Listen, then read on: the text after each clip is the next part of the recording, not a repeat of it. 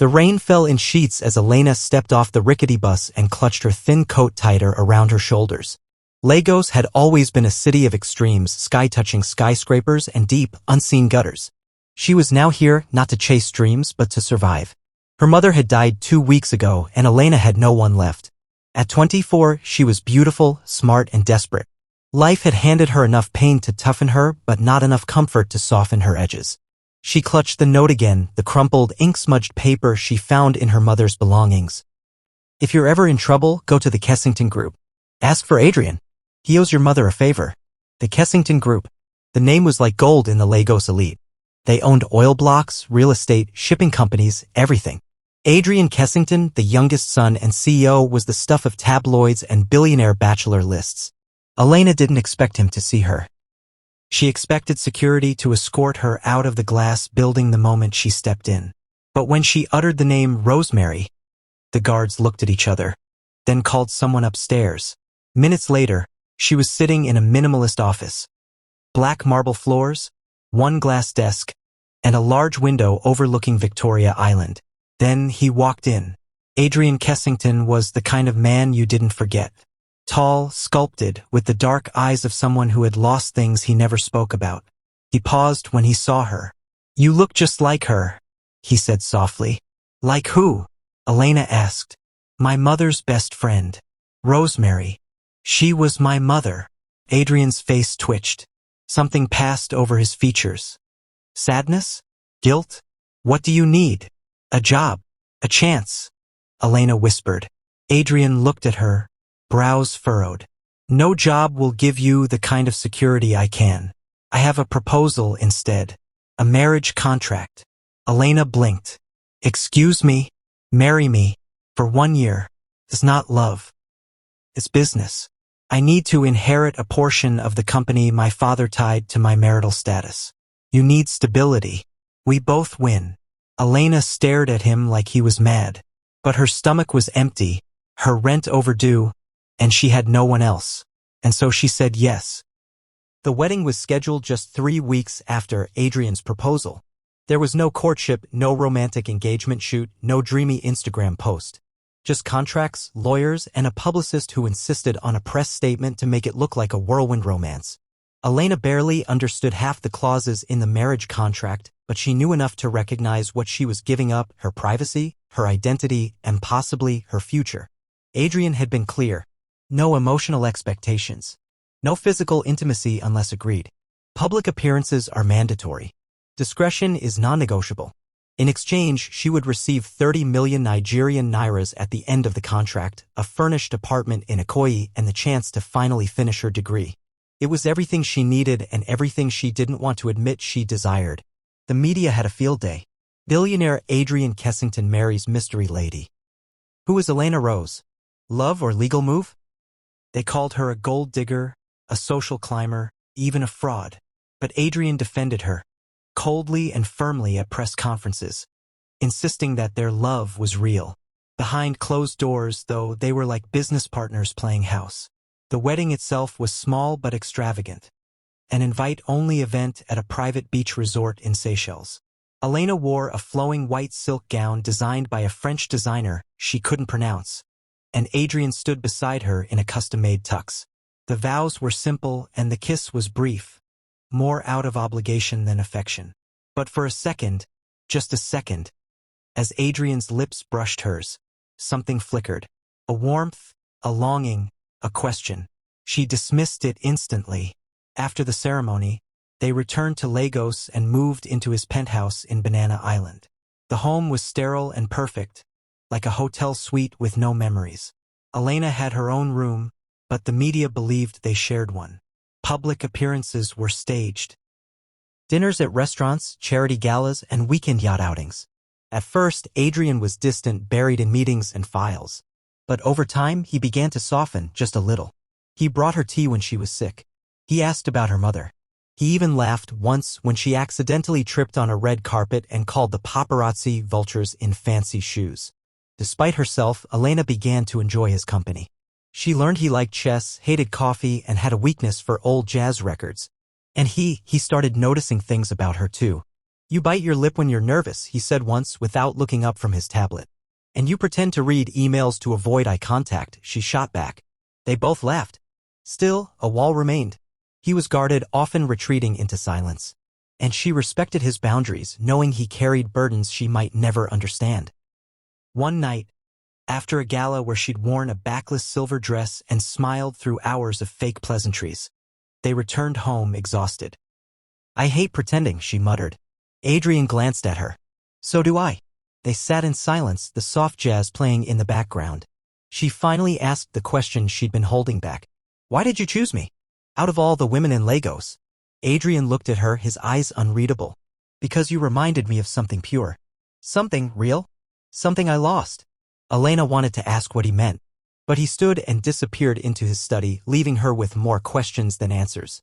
In that moment, for the first time, Elena wondered if the lines in their contract could blur into something else, something dangerous. Something that would later haunt them both. It was a quiet Saturday. Adrian was away on a business trip in Dubai and Elena was organizing the study more from boredom than necessity. The room was full of thick books, neatly stacked files, and leather-bound photo albums. Adrian never spoke much about his past, and this was her first time peeking into it. She flipped through an old album titled Family Memories, 1990s. There were baby pictures of Adrian, a young boy with large eyes and a mischievous smile. Photos of him with his mother, a graceful woman with kind eyes, and his stern-faced father. Then she turned the page and froze. A new photo stared back at her. It was of a woman, young, with thick braids and a familiar smile. Her mother. Rosemary. Elena's breath hitched. In the photo, Rosemary stood beside Adrian's mother, both cradling infants. One was unmistakably Adrian. The other, a baby girl. The date at the bottom read, April 2001. Elena's heart thumped. She was born in April 2001. She flipped the page again. More photos followed. Rosemary laughing at a garden party. Rosemary holding Adrian as a toddler. Rosemary posing in front of the Kensington estate. What was her mother doing in so many family pictures? And why had Adrian never mentioned it? Later that night, she called an old aunt in Ibadan, the only living relative from her mother's side. Auntie Reese, Elena asked slowly, did my mother work for the Kensingtons? Silence. She didn't just work for them, the woman finally said. She was close to them. Too close. When she came back to Ibadan pregnant, she refused to say who the father was. We always suspected.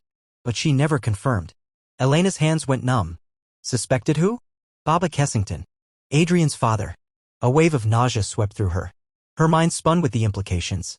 If that were true, if her mother had borne one of the Kensington men's children, then was she Adrian's half-sister? She dropped the phone and ran to the bathroom, heaving into the sink. She didn't sleep that night. When Adrian returned from Dubai, Elena was waiting in the living room, the photo album on her lap. Tell me the truth, she said, her voice trembling. Who was my mother to your family? Adrian stiffened, then slowly walked to the bar and poured himself a drink. She was my mother's best friend. They grew up together. She lived with us for a while after her parents died. My father helped her with university fees. They were close. Close? Elena pressed. Adrian looked at her carefully. Too close. There were rumors. So it's true? She asked, standing now, her hands shaking. Your father could be my father? He didn't answer. I need the truth, Adrian, she said. We signed a contract. We promised to be honest with each other, even if nothing else was real. Adrian sat down, his face pale. I found out a few months before I met you. My father had an affair with Rosemary. He paid her off to disappear. She never cashed the check. Elena blinked away tears. Why didn't you tell me? I didn't know who the child was, he said. Until I saw you. And you still asked me to marry you. I didn't want to believe it, he said, his voice breaking. I didn't know how to handle it. I told myself it was coincidence. I was desperate. And I didn't think you'd say yes. They sat in silence, the weight of the truth sinking like a stone between them. Finally, Elena whispered, we're siblings. Half-siblings, he said quietly.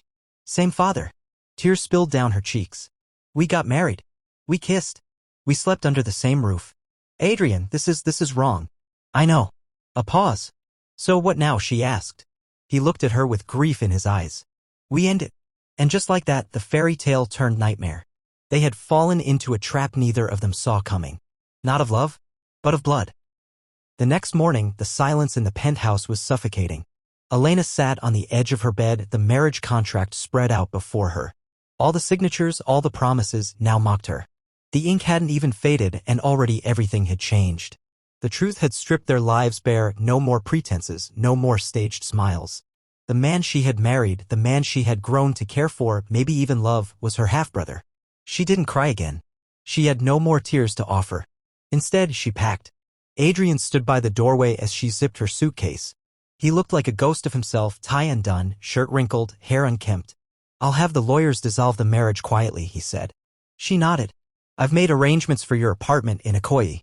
It's already furnished. The 30 million Nigerian nairas." "Keep it," Elena interrupted. "It feels dirty now." "Elena, it's yours. I don't want anything from you." "Not anymore."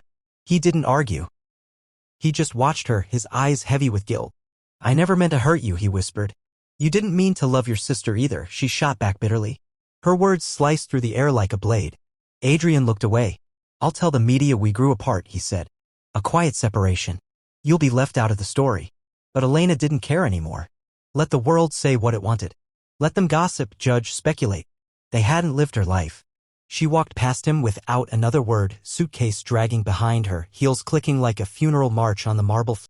For the next week, Elena stayed in her new apartment and refused all calls. She blocked Adrian's number. She shut out the world. At night, she'd lie awake and remember the small things, the way Adrian always placed his phone face down during dinner, the way he made tea without sugar, the way his voice softened when he said her name. Now every memory made her sick. She began searching for the truth. She needed confirmation. Needed to be absolutely sure. A DNA test. It was the only way. She contacted a discreet clinic and sent in her sample. Adrian, to her surprise, agreed without resistance. Maybe he wanted the same thing: certainty, closure, punishment. The result came in 3 days later. Paternity match 99.98%. Shared father. Elena stared at the paper for a long time, then laughed. A bitter, broken sound. There it was. Undeniable. Their father, Baba Kessington, had destroyed not one family but two. He had loved and lied and left destruction in his wake. And the worst part? He was dead. There was no one to answer to. No one to blame anymore but silence. Adrian called once. Just once. She let it ring. Then his voice came through in a message. "I don't know how to undo this, but I need you to know something. I loved you before I knew. I love you still. Not as a brother, but as a man who can never be yours. I'm sorry." She deleted the message, but it stayed in her head.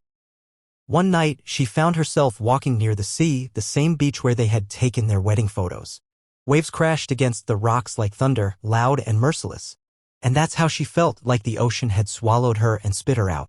She was nobody's wife, and she could never be someone's sister. She was just lost. Weeks passed.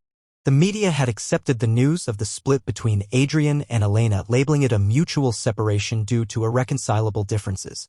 Elena didn't care about headlines anymore. She spent her days applying for graduate school scholarships, volunteering at a local literacy program, and trying to bury herself in ordinary things. Mundane things. Things that wouldn't remind her of him. But it was hard. He was everywhere. On television during business interviews. On magazine covers. On billboards. The man she had loved, the man who was her blood. Adrian, on the other hand, was not doing as well as the world believed. He buried himself in work, expanding Kessington Group's operations into West Africa. He avoided interviews, avoided parties, avoided sleep. In private, he was unraveling. The house felt like a grave now, full of memories he could not run from. Then one evening, his mother called. "Adrian," she said gently, "we need to talk about Rosemary." He was silent. "I knew she had a child. I suspected. I asked your father more than once. He denied everything, of course. I believed him. I wanted to. But when I saw Elena, you knew." Adrian's voice was sharp. "I suspected. But it wasn't confirmed. And when I asked him one last time before he died, he finally admitted it." Adrian felt the wind knocked out of him. He said it was a mistake. He said he sent her away because he was ashamed. A mistake. Adrian said bitterly. He created life. That life is Elena. And now I've broken her. His mother sighed. "You didn't break her. Your father did. You just didn't know. And when you did, you ended it. That takes strength." But it didn't feel like strength. It felt like cowardice. One night, Elena received an invitation in a gold envelope. The Kessington Foundation Charity Gala supporting orphan children. Venue, the Eco Hotel, Lagos. She laughed at the irony. She was practically an orphan. She threw the invitation aside, but picked it up again 2 hours later. It was her first public appearance in months. A test of strength. She wore a sleek black dress and tied her hair into a bun, exposing her high cheekbones and tired eyes.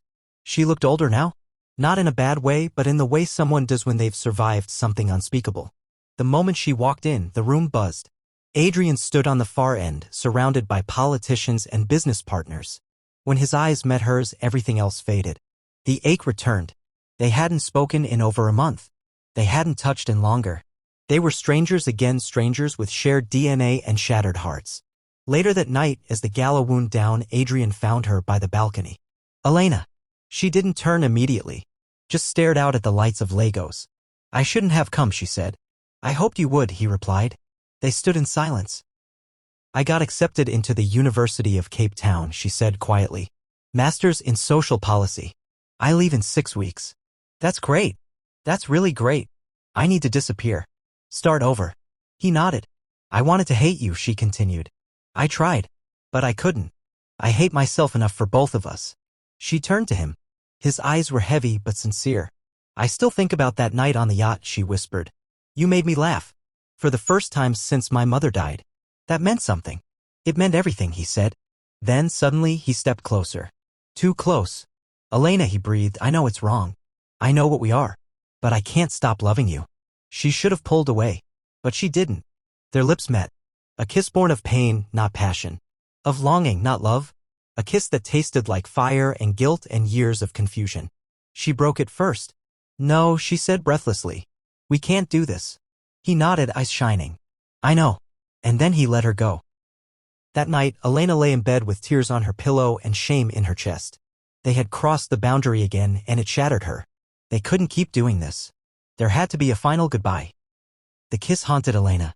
It wasn't just the act itself, it was what it represented. All the pain she thought she had escaped came flooding back. The line they had drawn months ago had blurred again. She hated herself for letting it happen. Hated Adrian more for making her want it. But something deeper disturbed her more. A question that had been scratching the edge of her mind ever since she saw the DNA results. Why did her mother never tell her the truth?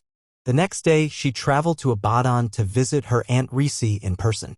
The older woman welcomed her with open arms and warm food, but Elena wasn't in the mood for nostalgia. Auntie, she said, I need you to tell me everything. No more silence. No more half-truths. Who was my father? Aunt Reese sighed heavily and reached for her wrapper. It's not what you think, she said. Elena sat upright. So it's not Baba Kessington? No, she said softly. Your mother was with him for a time. That's true. But she broke it off. Then how? She got pregnant a few months after she left Lagos. But not by him. Elena frowned. But the DNA test, Rosemary never trusted your father. She feared what the Kessingtons would do if they thought the child was his. So when she fell in love with another man, a quiet librarian from Iwo Road, she never told anyone. Not even him. He died in a car accident before you were born. Elena felt her world shift again. What are you saying? I'm saying, Auntie Reese said slowly, that the child she had, you, is not Adrian's sister. Elena's breath stopped. But the DNA test may have matched similarities, her aunt said, but if you didn't test against both parents or compare with complete family records, you might have mistaken a distant familial match for something closer. Kessingtons and our family share ancestry from Ijibu. Cousins. Not siblings. Elena felt dizzy. Are you sure? Aunt Reese stood up and walked to a drawer. She returned with an old letter. Yellowed, torn, but legible. It was written in her mother's handwriting, addressed to her aunt. I left Lagos not just because of shame, but because I found something better. Someone who saw me. Someone who didn't treat me like a secret. I'm keeping this child, Reese. He doesn't know yet. And he may never know. But I want my baby to be raised in love, not guilt. Tears streamed down Elena's face. She wasn't Adrian's sister. They weren't bound by blood. They had been living in a lie, one built by fear, silence, and assumptions. That night, back in Lagos, she knocked on Adrian's door. He opened it looking surprised and exhausted. Elena, I need to talk to you. He stepped aside and she walked in. I visited my aunt, she said. I know the truth now. Adrian frowned. What truth? We're not siblings. He blinked. What? My mother had someone else. The timing, the documents, it all fits. The DNA match wasn't definitive.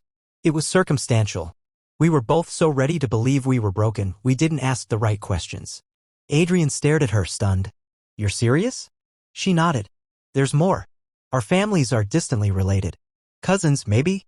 But not enough to stop this. She stepped closer, emotion trembling in her throat. We were never wrong. Adrian sat down slowly, as if his knees might fail him. Then he let out a long, shaky laugh. It was the first real laugh he'd made in weeks. You mean to tell me, he said, we've been mourning a lie? She smiled through tears. Yes. He stood and pulled her into his arms. They didn't kiss, not yet. They just held each other. Long, tight, full of quiet relief. Everything had changed. Again. But this time it was for the better. The truth had set them free, but freedom came with its own fear. For months, Adrian and Elena had lived like ghosts of themselves, avoiding the world, avoiding each other, avoiding even their own reflections. But now the truth that they were not siblings had cracked open a door neither of them dared hope could reopen. Still, freedom didn't mean everything would be easy. They needed to start over. And this time without a contract, without lies, without shame. The morning after Elena told Adrian the truth, they met again, not at his mansion or her apartment, but at a simple cafe tucked away in Victoria Island, a neutral ground. Elena wore no makeup. Adrian came without his usual security detail. For once, they met not as a billionaire and a contract bride, not as broken hearts or mistaken siblings, but as two people hoping for a second chance. I don't know how to be normal with you, Elena confessed, stirring her tea. Adrian leaned back. I'm not sure I ever was normal. She gave him a tired smile. That night on the balcony. I wanted it, but I hated myself for it. So did I, he admitted. That kiss felt like drowning. They paused. Now, she said, it feels like breathing again. He looked at her gently. So what do we do now? Elena took a long breath. We try. Slowly. We unlearn the guilt. We figure out what's real between us without the contract, without the mansion, without the lies. He nodded. And if it doesn't work? She smiled. Then at least we'll know it was a choice, not a mistake. Adrian reached across the table and held her hand. It was the first time their touch didn't feel like poison. That weekend, they took a trip not to some exotic island, but to Abeokuta. They visited the old train station where her parents first met. They walked through dusty markets, bought roasted corn, and laughed like college kids. For once, they were just Adrian and Elena, not Kessington and the girl from a broken background. In a quiet guest house surrounded by tall mango trees, Adrian confessed something that had weighed on him. I was ready to never love again, he said. After you left, it felt like the punishment I deserved. You didn't deserve it, she replied. We were both victims of someone else's silence. But we're not victims anymore, he said. No, she agreed. We're survivors. That night, they made love. Gently. Slowly. Not with hunger, but with healing. It was not like before, not born from confusion or chemistry or curiosity. It was real. Every touch asked for permission. Every kiss said, I'm here. Every breath whispered, we made it through. Back in Lagos, Elena called her lawyer. I want the marriage contract annulled, she said. Officially. I don't want any of it attached to me anymore. He agreed and filed the paperwork. That chapter of her life was closed. But what came next would be written on her terms. At a quiet family gathering, Adrian introduced Elena again, this time properly. This is Elena, he said, holding her hand. The woman I want to spend the rest of my life with. No contracts. No press. Just love. His mother smiled and embraced her. I think your mother would be proud, she whispered. Elena blinked back tears. I hope so. Adrian's younger cousins ran around with cake and noise. In the corner, his uncle raised a toast. This time, it wasn't for show. It wasn't staged. It was real.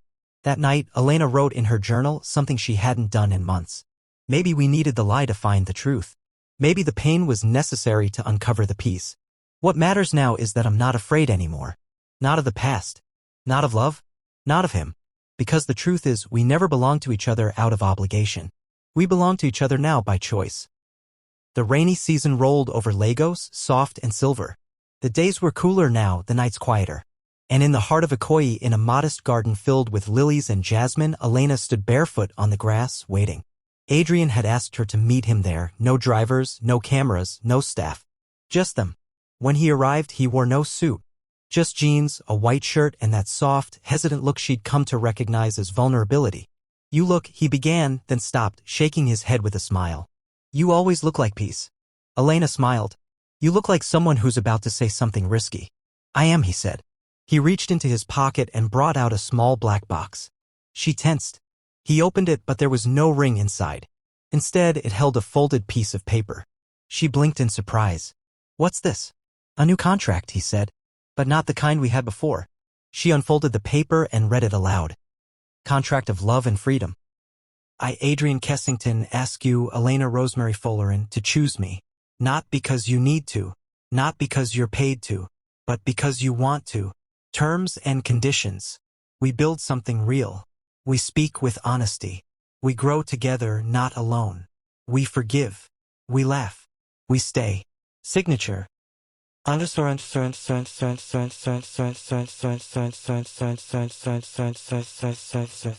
Date.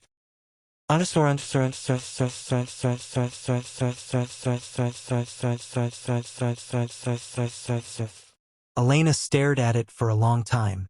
Then she looked up, eyes glistening. No ring? She teased. He smiled. Only if you sign. She knelt beside him on the grass and took a pen from her purse. Without another word, she signed. Then she handed him the paper and whispered, Now ask me properly. Adrian laughed, his voice shaking slightly. He reached into his pocket again, this time, pulling out a second box. This one had a ring. No diamonds. Just a simple band of white gold with a tiny emerald in the middle, the color of her eyes when she cried. Elena Follerin, he said, kneeling. Will you marry me? For real this time. No lies. No secrets. Just us. She nodded, her voice barely above a whisper. Yes. The second wedding was quiet. No media. No ballroom. Just 20 people in a chapel by the sea, family, a few friends, and a priest who spoke more of grace than grandeur. Elena wore a white lace dress that her Aunt Reese had sewn by hand. Adrian wore a gray linen suit with sandals. They laughed through their vows, cried during the prayers, and danced barefoot on the sand afterward. Later that night, as the sun melted into the Atlantic and music faded behind them, Adrian pulled her close and whispered, I was afraid I'd lost you forever. You did, she replied. But you found me again. As someone new. A month later, Elena boarded a plane to Cape Town. Adrian went with her, taking a short sabbatical from the company, shocking the board, impressing the world. They rented a tiny apartment near campus. No chauffeurs. No penthouse. Just them, a narrow bed, a second-hand couch, and books scattered everywhere. They learned how to argue without walking away. How to cook without setting off the fire alarm. How to love in daylight, not just in dark, desperate moments. They built a life. From scratch. Together.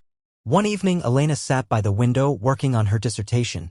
Adrian came up behind her, wrapped his arms around her waist, and kissed her neck. She smiled, leaned back, and said, I think we should write a book. He chuckled. About us. Why not? A love story.